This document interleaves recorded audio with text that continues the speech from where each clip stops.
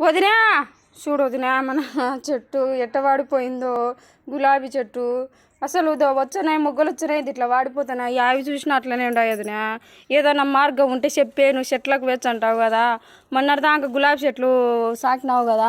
చూడు నిన్నగాక మొన్న వచ్చింది మొగ్గ, అంతలోకే వాడు తగిలింది.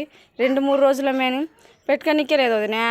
మొత్తానికి ఎదిగానా ఇవి గులాబీ చెట్టే కాదు వదినా, అన్ని మొత్తం చెట్లల్లో వాడు తగులుతున్నాయి.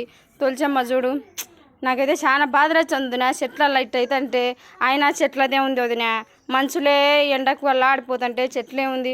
ఇంకా మళ్ళీ డైలీ నీళ్ళు పొలానికి గట్టినట్టు పెడతానే అండి. అది పైపు ఆల్రెడీ ఉండనే ఉంది, పెడతానే అండి. కానీ చూడు చెట్టు వెళ్ళాం ఎండిపోయినాయి.